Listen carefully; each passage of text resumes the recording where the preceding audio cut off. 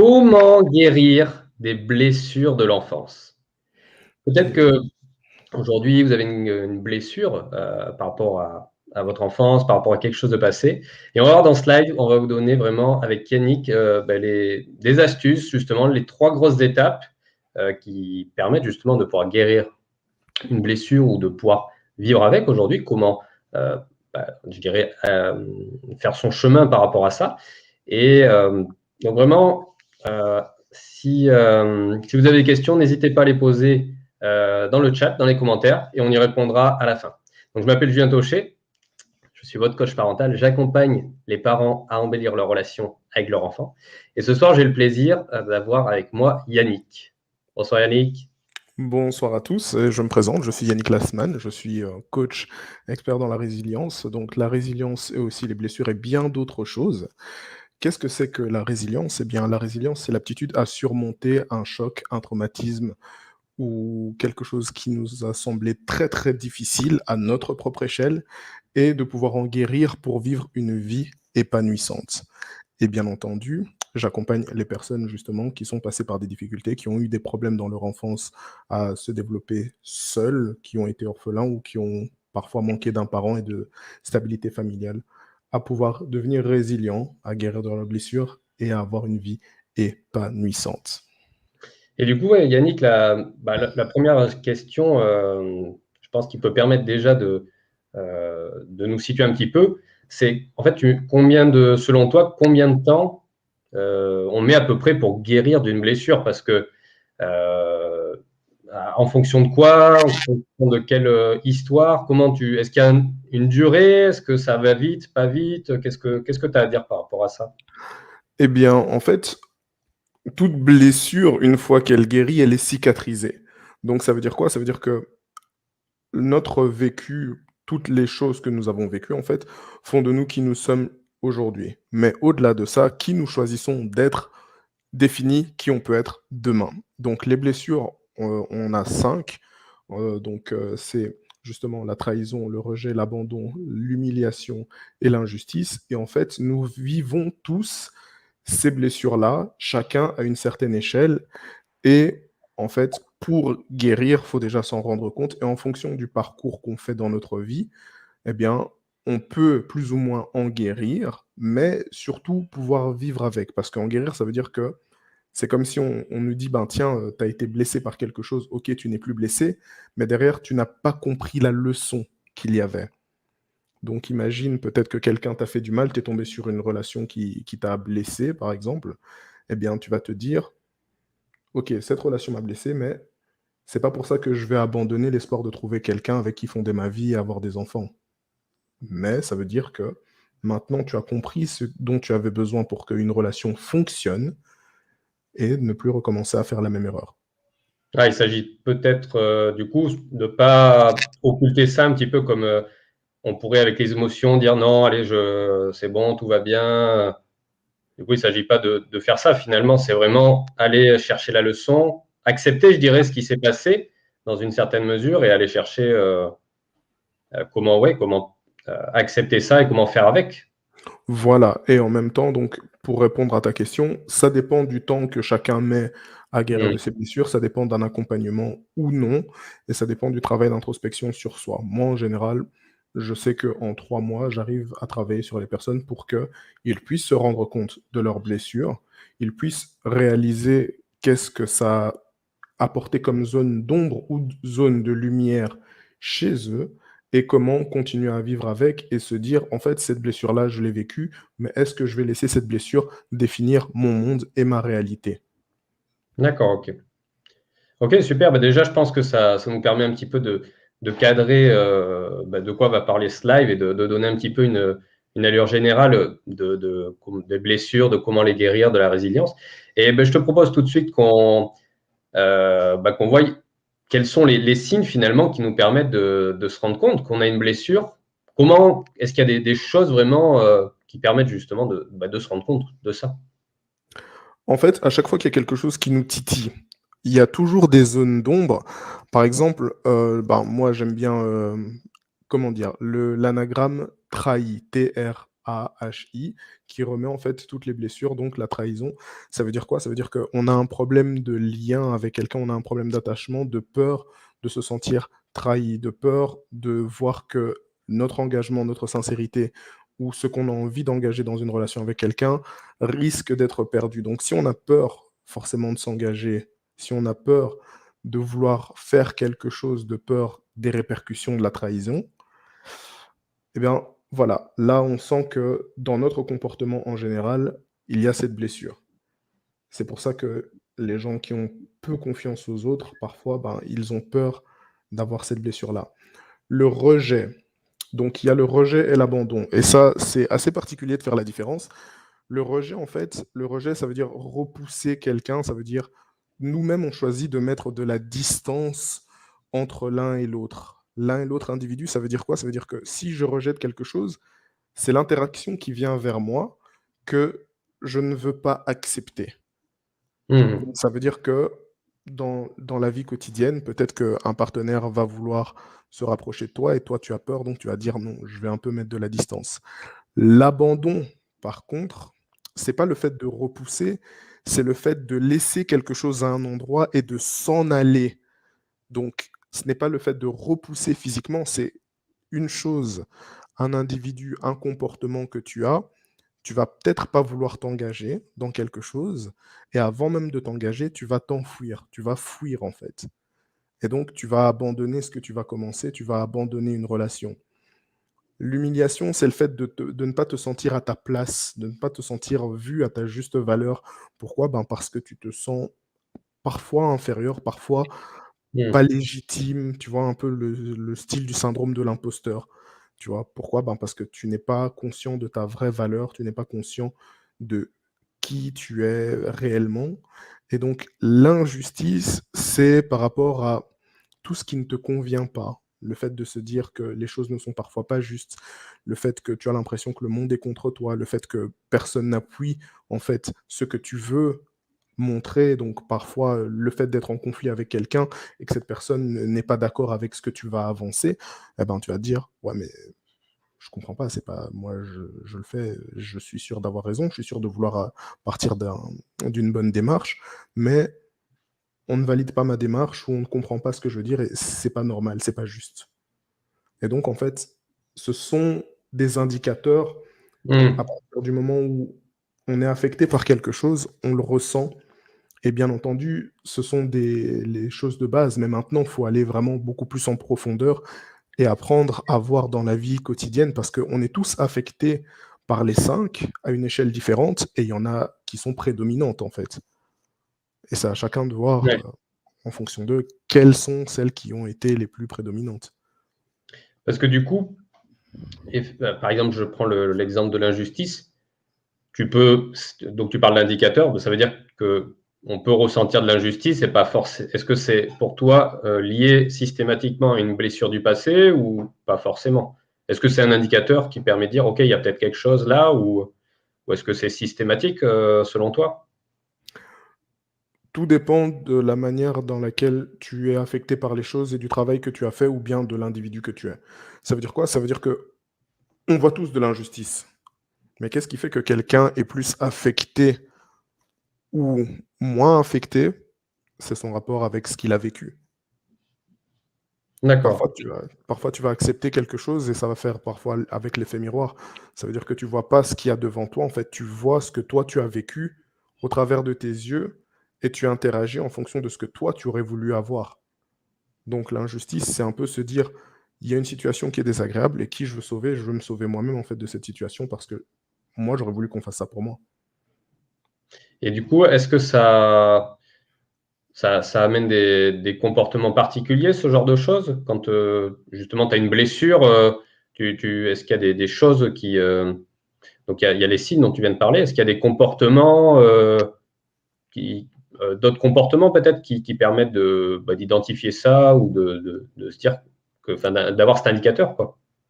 La manière dont on envisage les relations. Il y avait, quelque chose qui était assez parlant. J'avais eu une coachée, on va l'appeler Nadia et en fait Nadia, justement, elle a eu, plusieurs enfants avec plusieurs partenaires, OK? Elle a grandi avec sa mère, mais elle a grandi sans son père.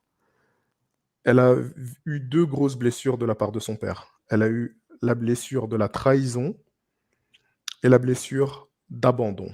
Ça veut dire quoi? Ça veut dire que son père a grandi et il a fait sa vie sans elle, donc elle s'est sentie abandonnée. Et la blessure de trahison, elle s'est rendue compte en fait que son père avait d'autres enfants aussi.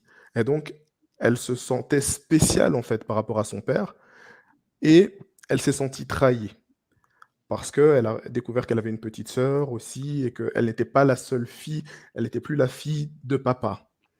Maintenant, ça c'est en surface. Mais maintenant, moi, ce que je vais te dire, c'est qu'est-ce que ça représente dans les relations, dans l'éducation et dans la parentalité, et surtout dans le couple. Elle n'arrive pas à s'engager. Pourquoi? Parce qu'elle a peur d'être abandonnée. Elle n'arrive pas à avoir des bonnes relations et elle est passée de plusieurs personnes, et, enfin, de plusieurs parents, et ces relations n'ont jamais vraiment fonctionné. De un. De deux, le fait de ne pas se sentir spéciale, elle n'a pas l'impression qu'elle va valoir la peine d'être en couple avec quelqu'un qu'elle ne se sent pas assez légitime, en fait. Elle ne voit pas sa vraie valeur et ce qu'elle a apporté à quelqu'un. Pourquoi? Parce que si son père n'est pas resté pour elle, qui lui a été son géniteur, la chair de sa chair, enfin, elle est la chair de son père, bah, elle se dit, qui en fait va rester toute sa vie avec moi si même lui là, il n'est pas resté. Et donc, qu'est-ce que ça indique dans tes relations? Tu vas te mettre dans une relation avec quelqu'un et tu vas peut-être te dire que cette relation va finir de toute façon parce qu'il n'y a rien qui est défini, il n'y a rien qui dure en fait. Vu que même ton père n'a jamais été là pour toi, même ton père qui est censé être la personne qui t'aime le plus, n'a jamais été là, et qu'au final, tu t'es senti trahi parce que chacun peut refaire sa vie. Et donc, elle n'envisageait pas de se remettre en relation, elle envisageait des relations, mais elle n'envisageait jamais que ça pouvait durer. Et en fait, en guérissant de ses blessures, en étant résiliente, elle s'est rendue compte qu'en fait, elle pouvait avoir quelqu'un, qu'elle pouvait espérer d'avoir une relation qui dure et qu'elle pouvait avoir un équilibre dans sa vie. Et ça, c'est un vrai exemple de tu reçois une blessure, tu sais pas que ça vient de ça. Tu sais pas que toutes tes relations ou la manière dont tu vas éduquer tes enfants, ça vient de là et que c'est là que ça part en sucette quelque part. Mais le fait d'avoir mis le doigt dessus, elle a réalisé pourquoi ça pouvait fonctionner, pourquoi ça ne fonctionnait pas en fait. D'accord, ouais. Et c'est vrai qu'on en parlait, en live du coup un petit peu avant, Mmh. et des comportements autodestructeurs, et quel lien tu ferais par rapport à ça? Entre justement ces blessures du passé, les comportements autodestructeurs qu'il peut y avoir, Chez quelqu'un, ben, c'est justement ça en fait, c'est le fait que tu as, parfois certaines blessures, hem, que dont tu n'es pas conscient, donc tu renies et tu faisais l'annexe avec les émotions. Et en fait, avoir une émotion et les gens qui disent: «On va gérer ou on va contrôler les émotions», ça veut dire quoi mmh, en fait?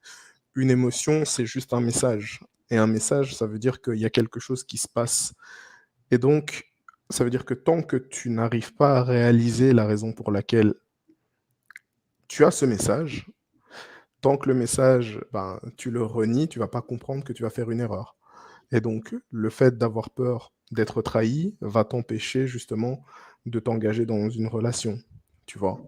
mmh, Vraiment à long terme. Le fait d'avoir justement la blessure de rejet, ça veut dire que tu vas peut-être te dire que tu ne vas pas essayer de faire quelque chose. Pourquoi? Parce que tu vas toujours avoir l'impression que la personne va te repousser, va te mettre de côté. Tu vas avoir peur de vouloir t'engager avec quelqu'un à long terme. Pourquoi? Ben, parce que tu as déjà été abandonné, donc tu te dis: «Ben, si quelqu'un d'autre est déjà parti», comme avec l'exemple de Nadia, ben, voilà, pourquoi est-ce que quelqu'un d'autre va rester et comment tu vas te comporter alors en sachant que du jour au lendemain, tout peut s'arrêter? L'humiliation, ben, tu vas peut-être jamais te sentir à ta place dans une relation et jamais te dire que tu es bien, mais l'injustice, c'est aussi ce genre de choses, en fait. Quand tu les vis tous, si tu as un indicateur qu'il y a quelque chose qui cloche lorsque tu veux arriver à quelque chose qui a du sens, qui te travaille dans ton cœur, eh ben, s'il y a un blocage, c'est là que tu dois te rendre compte qu'il y a quelque chose qui ne va pas, et ça, du c'est un coup gros signe. Ouais. Ah, bah, merci déjà de nous avoir partagé ça, Yannick. Et bah, du coup, comment, selon toi, on peut éviter de reproduire ces comportements autodestructeurs? Ben, moi, il y avait quelque chose aussi que j'aime bien, ce sont les drivers. Donc ça veut dire que peu importe comment tu grandis, peu importe les blessures que tu as, il y a 5 gros drivers qui sont omniprésents chez nous tous. Et c'est quoi un driver? En fait, un driver, c'est un mode, c'est un autopilote que tu as inconsciemment depuis que tu es petit. Et en fait, il y en a 5. Donc c'est sois fort, sois parfait, fais vite, fais un effort et fais plaisir. Sois fort. Quand tes parents te disent tais-toi, ne parle pas, ne pleure pas, ne fais pas ceci, ne fais pas cela, tu vas avoir le driver d'un sois fort. Donc, ce qui veut dire que, émotionnellement, tu vas bloquer tes émotions. Pourquoi? Parce qu'en fait, on t'a jamais accordé à les avoir. Donc, c'est ton driver, tu vas grandir en ayant le driver sois fort. Donc, quand tu vas voir tes enfants, quand tu vas en avoir, tu vas reproduire ce driver. Pourquoi? Parce que c'est comme ça que tu as grandi. Sois parfait. Sois parfait, ça veut dire qu'on t'a toujours demandé d'être dans les rangs, de faire toujours les meilleurs points, de toujours être comme ça, d'être élitiste. Et donc, tu vas grandir en étant perfectionniste, à vouloir prendre ton temps pour bien faire les choses. Et donc, ce que tu vas attendre des autres, ça va être ça aussi.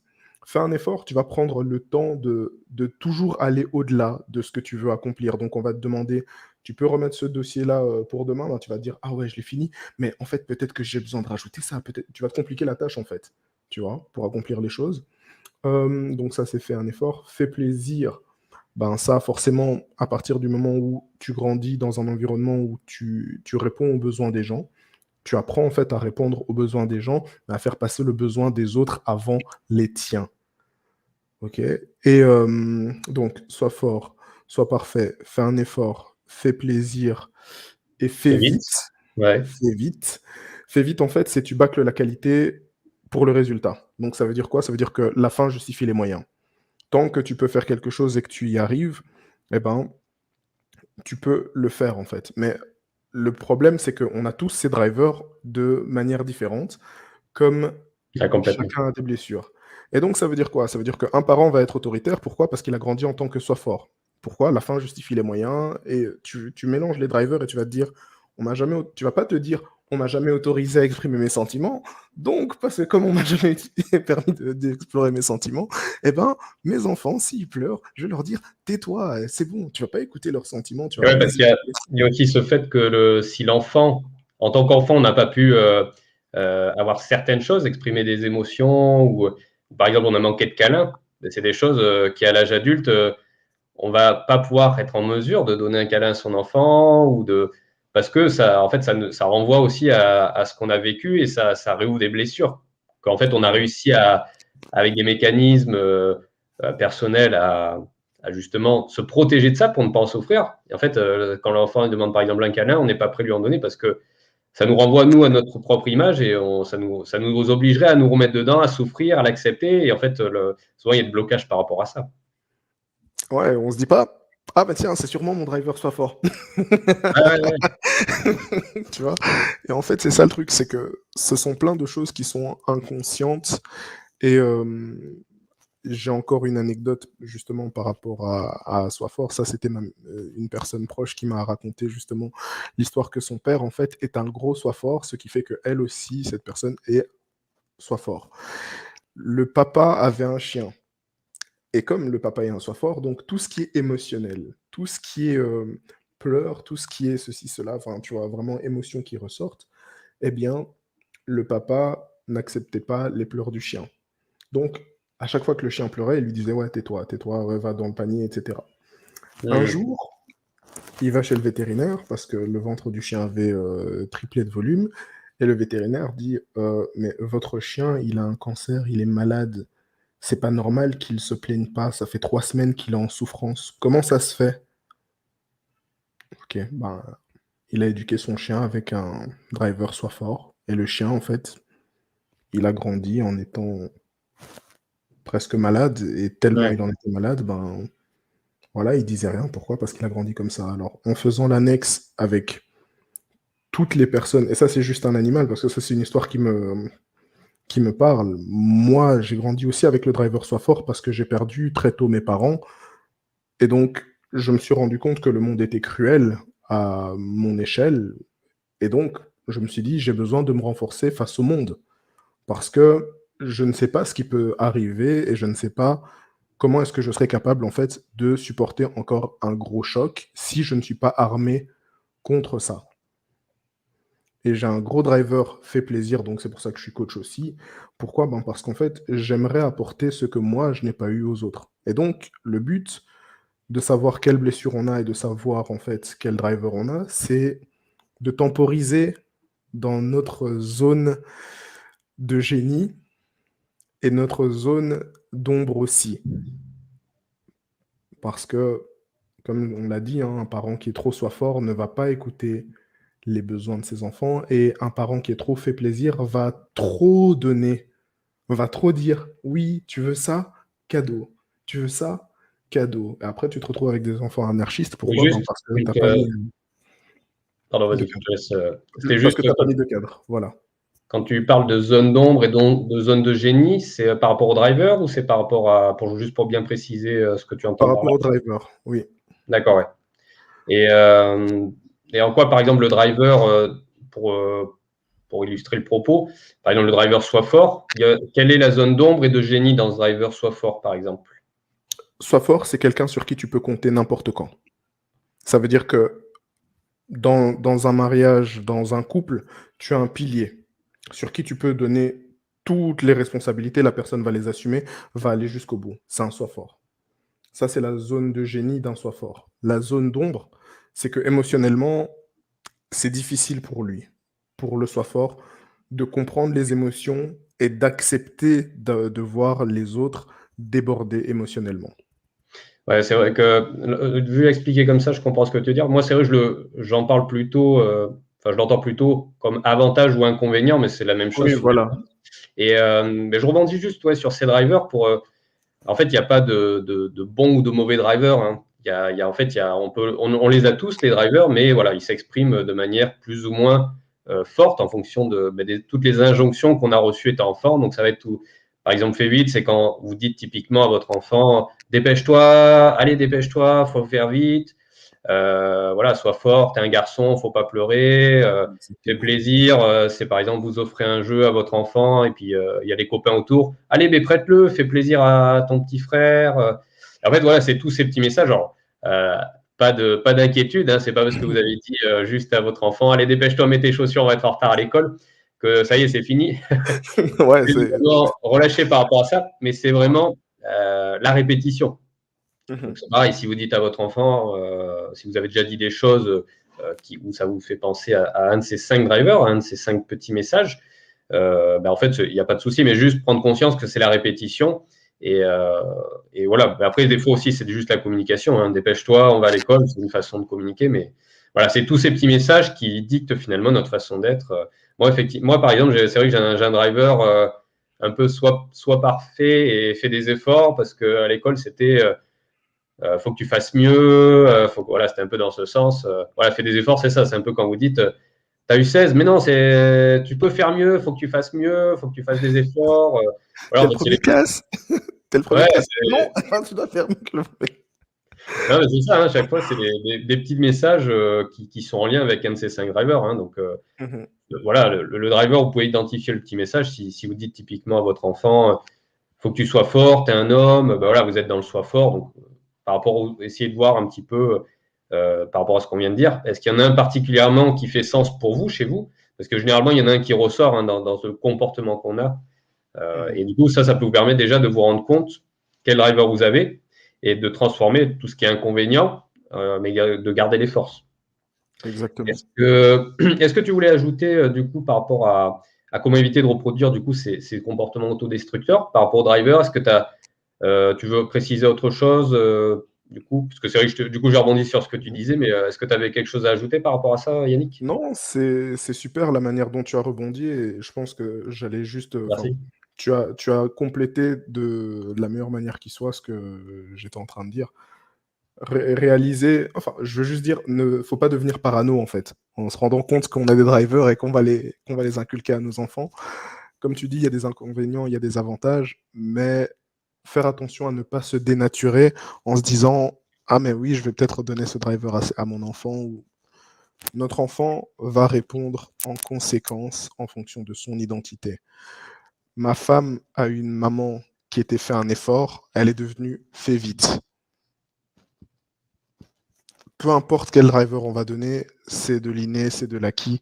Chacun va répondre à sa façon. Ouais, puis ouais, je pense aussi, par rapport à ce que tu dis, ça dépend aussi de l'enfant, son ressenti, hein, parce que il y a les parents, mais il y a aussi tout l'école, hein, où l'enfant passe la plus grosse partie de sa journée finalement. Et, euh, c'est pareil, hein, c'est un petit peu comme si aujourd'hui vous criez sur votre enfant. C'est clair que c'est des violences verbales, hein, de crier. Après, faut pas tomber non plus dans la. Ça peut arriver de crier, hein, si votre nature c'est de crier. C'est sûr, vous lisez des choses sur la parentalité bienveillante. Faut pas crier. Vous allez y arriver, hein, à garder en vous.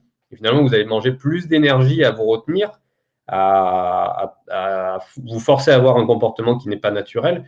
Et en fait, ça va être plus négatif pour vous et vous allez être pas authentique avec votre enfant. Donc, après, il y a des moyens de crier, par exemple, par sur son enfant, mais vous pouvez crier dans une autre pièce.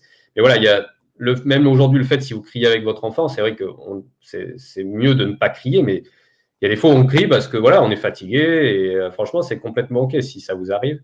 Et de la même manière, voilà, si vous faites des injonctions, si vous vous rendez compte que vous dites tout le temps, bah, allez, dépêche-toi, ben, c'est complètement OK aussi. Juste, voyez, peut-être comment vous pouvez bah, changer ça aujourd'hui ou de quelle manière ça fait sens avec votre enfance, avec vous. Et ça vous permet comme ça peut-être d'éviter justement de reproduire ce que vous avez vécu ou les blessures que vous avez vécues qui sont en vous et de pouvoir justement changer, éviter ces comportements qui peuvent être autodestructeurs. Voilà. Et aussi, tu m'avais dit comment se rendre compte de certaines blessures. Euh, c'est vrai que un exemple, il y a toujours des petits exemples qui nous parlent et qui nous titillent. Et en fait, c'est ce que nous avons vécu nous-mêmes donc par rapport à nos propres blessures. Donc, moi, la raison, enfin, une chose que je vais reconnaître aussi, c'est qu'avec certains de mes amis, comme nous avons eu un vécu assez tumultueux et connu les frigos vides, et comme maintenant je suis un fait plaisir, je cuisine tout le temps pour mes enfants. Donc tous les repas que mes enfants mangent, ça vient de moi. Maintenant, mon rapport avec mon vécu et avec justement les blessures que j'ai eues font que le fait d'avoir connu les frigos vides, j'incite et parfois je force mon enfant à être parfait et à manger tout ce qu'il y a dans son assiette. Pourquoi? Ben parce que moi, en fait, j'ai vécu quelque chose comme ça et je me suis dit, moi, dans mon monde, dans mon univers, ça a été quelque chose qui a été assez difficile. J'ai pas envie que mon enfant connaisse ça. Donc, ça part d'un postulat qui semble bien, mais de l'autre côté, quand tu as ton enfant qui commence à recracher et puis que toi, tu pètes un câble et que tu te fais, mais mange, ça m'énerve, etc.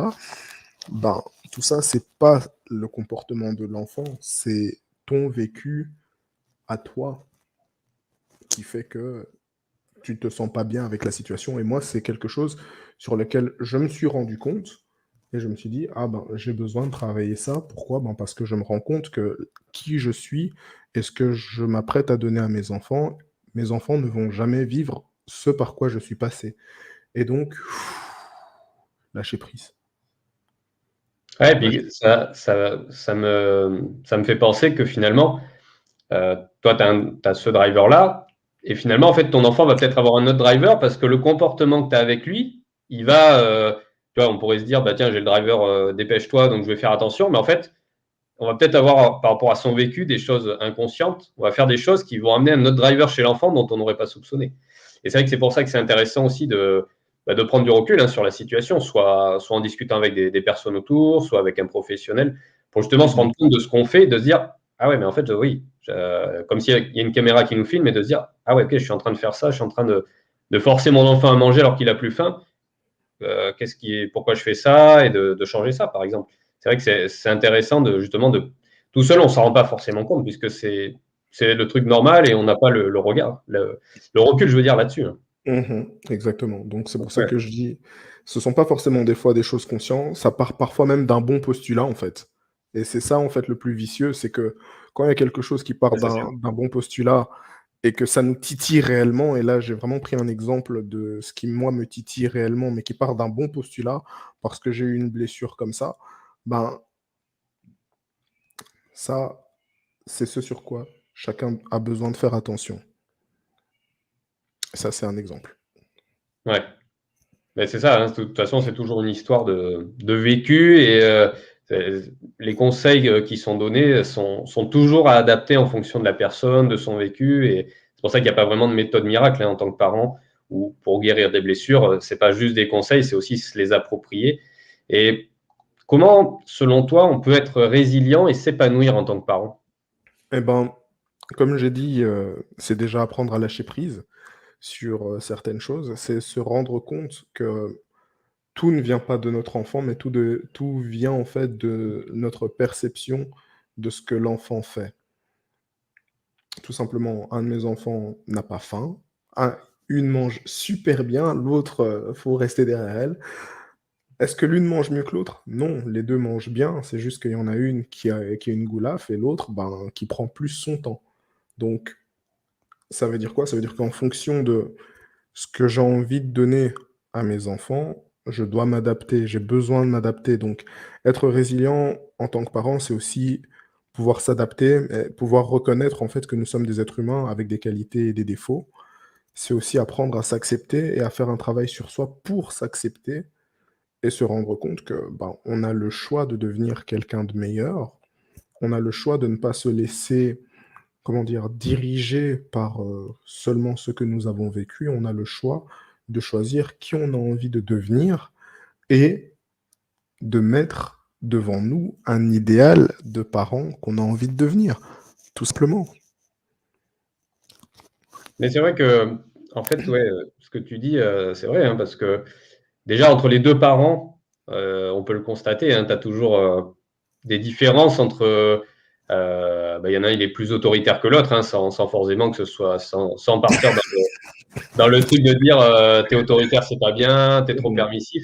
Il y a toujours, c'est déjà soi-même, individuellement, il y a des moments où on va être un peu il y a des moments où il y a certaines personnes qui sont très autoritaires, d'autres non, mais globalement, tu as toujours un côté plus autoritaire ou plus permissif hein, dans ton individualité de parent, de papa ou de Mmh. maman. Et quand tu as les deux qui se confrontent, alors soit les deux sont tous les deux un peu autoritaires, mais à des degrés différents, soit ils sont l'opposé, et en fait, on voit qu'il y a des choses qui ne sont pas perçues de la même manière. Et ce que tu dis, la perception qu'on a de son enfant, ça, c'est complètement ça. Hein, il va faire telle chose. Moi, c'est vrai que je prends cet exemple des fois.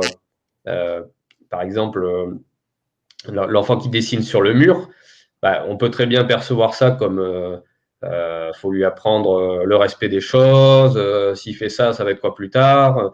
Ça va être il va finir dans la rue ou quoi. Et on peut voir ça aussi comme c'est un artiste. Et justement, il y en a plus tard qui deviennent des artistes et on dit waouh, il a fait un truc, c'est merveilleux. Alors que quand c'est l'enfant, des fois, on peut avoir une perception différente de ça et ça nous renvoie aussi à nous-mêmes et aux valeurs qu'on veut inculquer à son enfant. Et donc c'est vrai que la façon dont on perçoit les gestes, les comportements de son enfant, ça va influencer notre façon de lui dire, ben non, fais ça ou pas. Et ça c'est vraiment ben, propre à chacun, hein, la façon dont on perçoit telle chose. Oui, ça, c'est vrai et aussi, pour être épanoui en tant que parent, ben, travail d'équipe, en fait. Tu vois, c'est comme, quand tu fais du catch. Ça veut dire quoi? Ça veut dire que un truc qui t'énerve aujourd'hui, si tu sais que ça t'énerve, tu as le temps de refroidir et de faire comme dans le catch. Voilà. Switch, on change. C'est l'autre qui prend le relais. Pourquoi? Parce que chacun a des forces et des faiblesses. Moi, en tant que parent, je suis quelqu'un qui est, carré, autoritaire, soit parfait, donc forcément, mais fait plaisir aussi et soit fort. Donc ce qui veut dire quoi? Ça veut dire que je peux dire à mes enfants: «Voilà le cadre, tu ne sors pas du cadre». Ma fille, elle voulait des spaghettis, je lui dis: «Écoute, tu veux des spaghettis? Je vais te préparer des spaghettis bolognaise, donc je vais t'en faire parce que tu me l'as demandé, parce que je suis un fait plaisir» et de l'autre côté, parce que comme j'ai une blessure d'abandon, ben, j'ai énormément manqué d'affection. Donc mes enfants, je suis un gros nounours, donc elles en peuvent plus, hein, tu vois? Donc des gros bisous, des gros câlins tout le temps et ça fait qui nous sommes et donc ça veut dire quoi? Ça veut dire que moi, qui je suis un parent qui met un certain cadre et je suis plus autoritaire que ma femme. Mais je suis aussi quelqu'un de très doux, de très présent pour mes enfants et je prends le temps de leur expliquer parce que j'ai fait ce travail sur moi pour pas dire: «OK, c'est comme ça, tu m'écoutes et c'est tout». Non, pour ton enfant saute sur le fauteuil, Ne saute pas sur le fauteuil parce que si tu sautes sur le fauteuil et que tu tombes, tu vas être blessé. J'ai pas envie que tu sois blessé. J'ai peur que tu te fasses mal. Donc, je préfère que tu descendes pour éviter tout accident. Donc, première fois, oui. Deuxième fois, maintenant tu descends. Troisième fois, je te prends, tu descends. Simple. Parce que c'est on m'écoute, je suis autoritaire, c'est comme ci, c'est comme ça. Mais je t'ai expliqué pourquoi.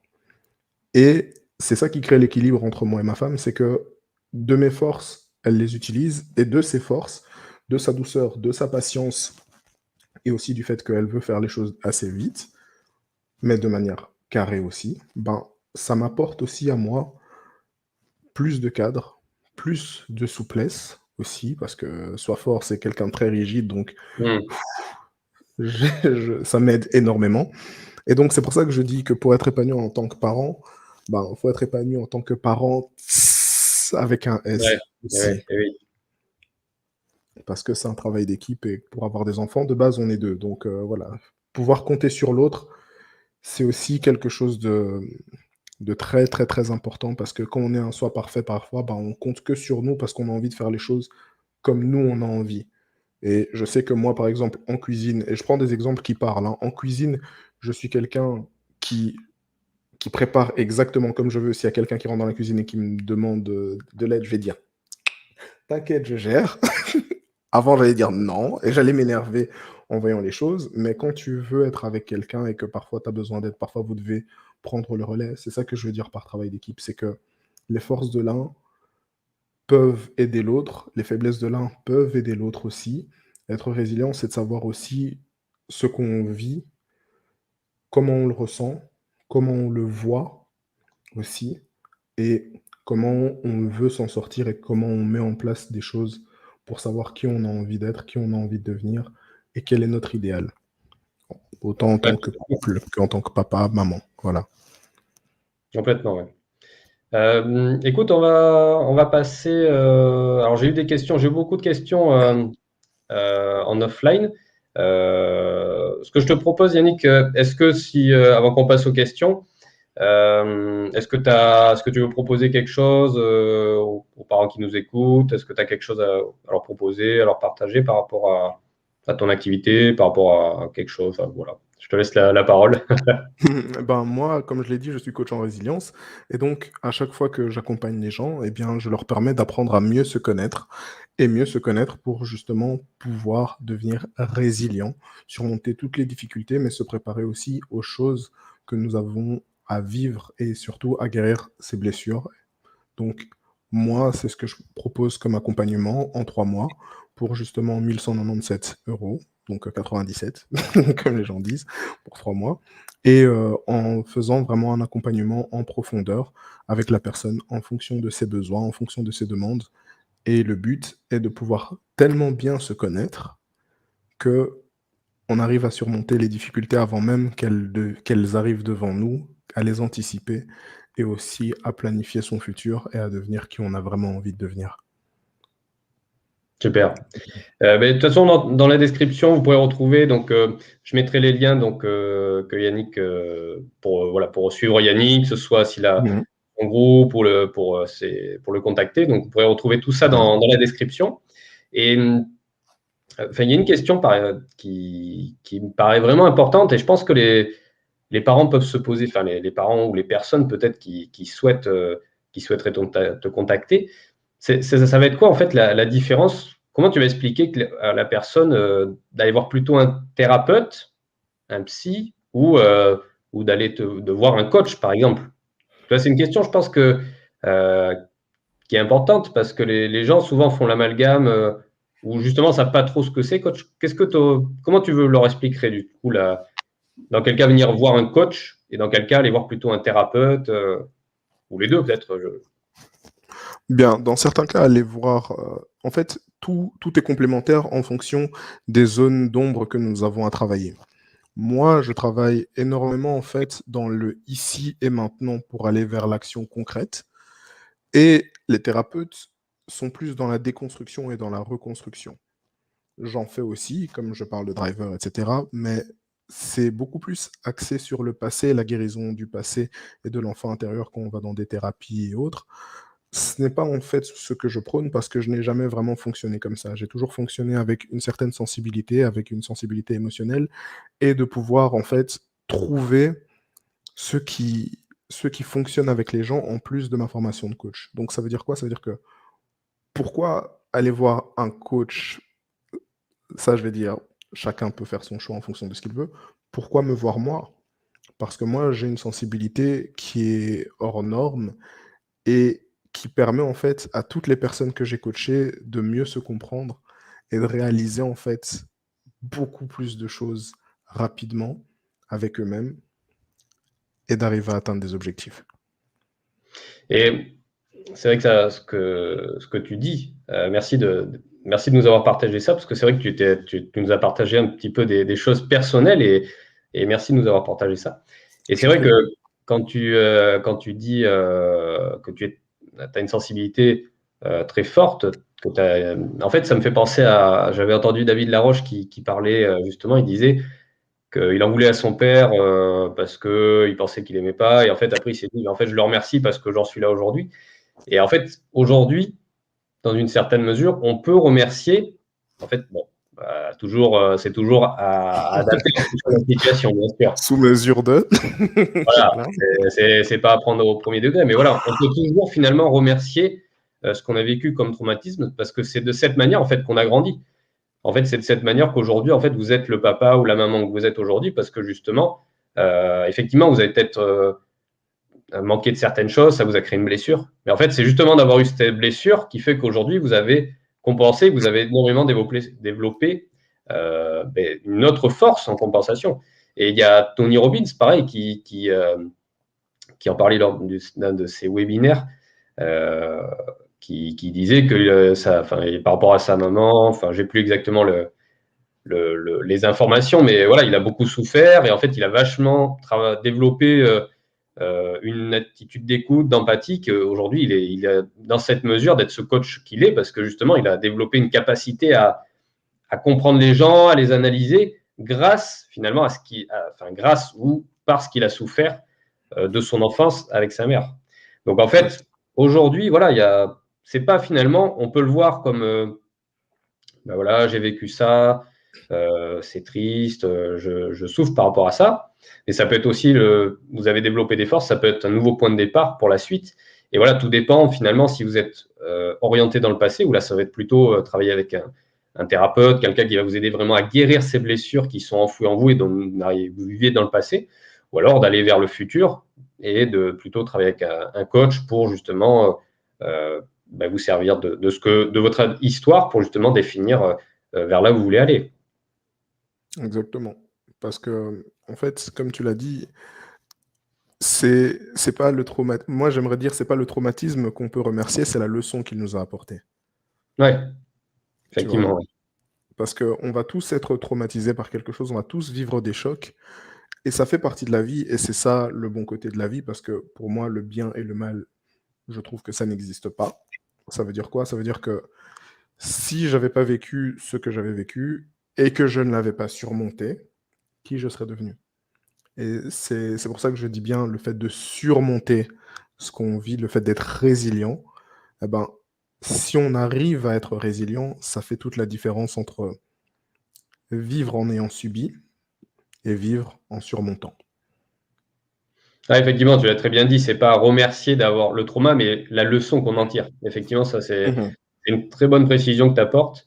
Et par rapport à ce que tu disais tout à l'heure, si je fais un lien avec, je pense que c'est important de reconnaître aussi, d'accepter ses forces et ses faiblesses. Et moi, par exemple, je suis plutôt permissif, hein, plutôt papa cool. Donc Mmh. voilà, il y a des choses, des fois, par exemple, elle sautait sur le canapé, ma fille, je disais, bon, bah, s'amuse. En plus, au départ, tu es un peu en mode, bon, allez, je vais faire de la parentalité bienveillante, c'est son besoin, je la laisse sauter. Puis bon, là, au fur et à mesure, tu apprends, hein, en tant que parent, on grandit en tant que parent de la naissance jusqu'à sa propre mort en tant que parent. Mmh. L'enfant, il va évoluer, donc forcément, on va grandir, on va affiner sa perception. Et c'est aussi ce qui fait que d'un enfant à l'autre, on n'a pas il y en a un, ça se passe d'une manière et l'autre, ça se passe d'une autre manière. Donc, on va avoir une façon, avec le premier, c'est pas pareil que le deuxième, mais parce que ils grandissent pas de la même manière. Et je pense que c'est important de reconnaître, du coup, Moi, par exemple, je sais que c'est une force, que je sois cool, que je sois voilà, laissé aller, mais c'est aussi une faiblesse pour certaines choses. Et en fait, d'en avoir conscience, je peux dire, OK, ben là, je sais, je suis conscient que j'ai cet avantage ou cet inconvénient. Et d'en avoir conscience, ben, je peux dire, OK, ben là, j'ai une vigilance par rapport à ça. Je sais que là, je suis plutôt permissif dans mon cas particulier.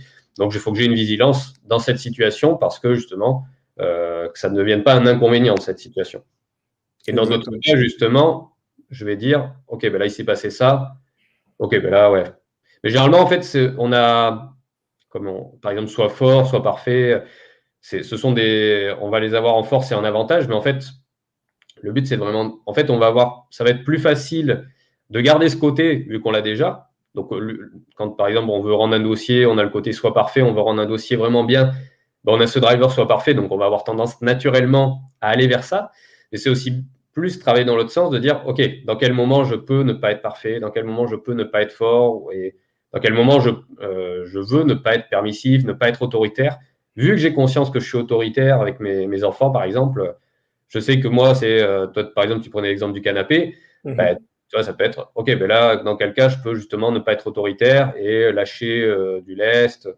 Et je pense que c'est important justement de reconnaître ses forces et ses faiblesses, de dire, ben moi, je suis trop permissif ou je suis trop autoritaire, et justement de se dire, OK, ben là, je garde ça comme force dans certains cas, et dans d'autres moments, j'en ai conscience et j'essaie de m'en détacher pour justement faire autrement.